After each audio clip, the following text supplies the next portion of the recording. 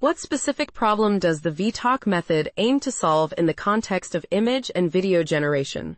Can you elaborate on the architectural limitations that VTalk addresses? The VTalk method aims to solve the problem of scaling visual tokenizers, which have been largely overlooked compared to generators in high-fidelity image and video generation. Specifically, VTalk addresses architectural limitations by replacing traditional convolutional neural network (CNN) backbones with a transformer-based autoencoder utilizing the Vision Transformer (VIT) architecture. This shift allows for better scalability and integration within the generative pipeline of diffusion transformers (DIT). Additionally, VTalk tackles the bottleneck of data scale by training on large scale in the wild image datasets that exceed the limitations of ImageNet 1K, and extends its approach to video data, thereby enhancing the performance of tokenizers in both image and video contexts.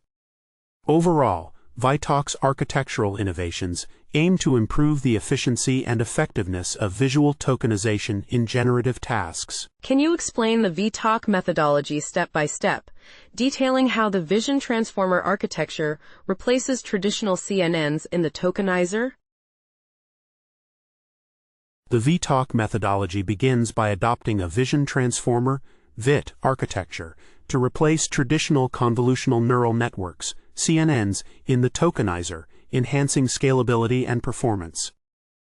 Initially, the input visual data, represented as X, is tokenized using a 3D convolution that reduces the spatial dimensions by a factor defined by parameters Q and P, resulting in an embedded sequence, X_text embed.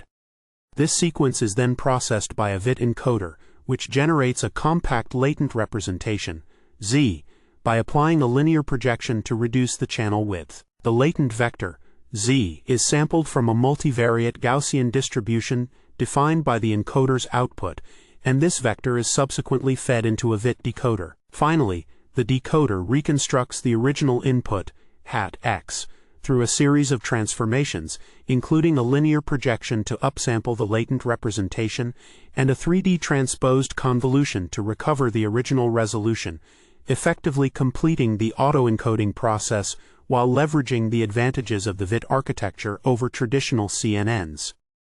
Could you provide a simple, illustrative example of how VTalk processes an image from input to output, including details on the encoding and decoding steps? VTalk processes an image through a structured encoding and decoding pipeline. Initially, the input image, X, is tokenized using a 3D convolution that downsamples the image into a sequence X_text embed, which is then processed by a Vision Transformer (VIT) encoder to produce a compact latent representation, Z.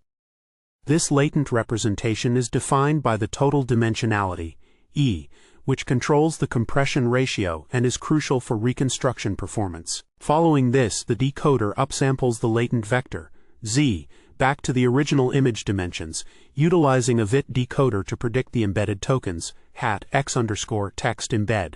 Finally, a 3D transposed convolution reconstructs the output image, X, completing the process from input to output. What are the key theoretical or practical advantages that VTalk offers compared to existing visual tokenizers, particularly in terms of efficiency and performance? VTalk offers significant advantages over existing visual tokenizers, particularly in efficiency and performance. Firstly, it utilizes a transformer-based autoencoder architecture, which allows for better scalability compared to traditional CNN-based tokenizers, resulting in 2 to 5 times fewer flops while achieving state-of-the-art reconstruction and generation performance on datasets like ImageNet 1K and COCO. Secondly, VTalk effectively leverages the redundancy in video data, achieving superior reconstruction metrics for video tasks compared to existing methods, demonstrating its adaptability across different media types. Additionally, VTalk's design allows for direct output of continuous tokens, streamlining the integration with generative models like diffusion transformers (DIT), without the need for patchification, which enhances processing efficiency. Overall, VTalk's innovative architecture and training on large-scale datasets enable it to outperform prior state-of-the-art methods in both image and video tasks while maintaining computational efficiency. How was the effectiveness of VTalk validated? Please detail the experimental setup, datasets used, and the metrics employed for assessing performance. The effectiveness of VTalk was validated through extensive experiments involving both image and video tasks. For image reconstruction and generation, VTalk was evaluated on the ImageNet 1K and COCO 2017 datasets at resolutions of 256p and 512p, utilizing a class conditional diffusion transformer DIT model with 400M parameters trained for 500,000 steps. The performance metrics employed included RFID, reconstruction FID, RIS, reconstruction inception score, PSNR, peak signal-to-noise ratio, and SSIM, structural similarity index, which assess visual fidelity and quality.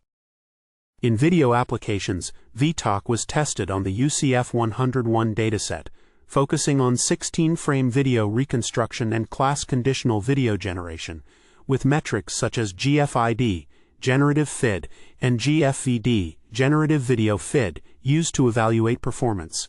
The results demonstrated that VTalk achieved state-of-the-art performance while significantly reducing the required flops compared to prior methods, confirming its effectiveness in both image and video tasks. What specific results were achieved with VTalk, particularly in terms of reconstruction metrics and generative tasks? Can you quantify the improvements over prior methods? VTalk achieved state-of-the-art SOTA performance in image reconstruction and generation tasks, particularly at resolutions of 256p and 512p. In image reconstruction, VTalk demonstrated competitive RFID scores on the ImageNet 1K and COCO datasets, outperforming prior state-of-the-art methods while utilizing 2 to 5 times fewer flops. For video tasks, VTalk surpassed existing methods, achieving SOTA results in 16-frame 128p video reconstruction and class-conditional video generation on the UCF101 dataset. Specifically, the SB4x8 variant achieved SOTA RFVD results, and the SB8x8 variant matched the performance of LARP, which used 1024 tokens, while significantly reducing computational costs. Overall, VTalk's efficiency and performance improvements highlight its effectiveness in both image and video applications compared to previous approaches.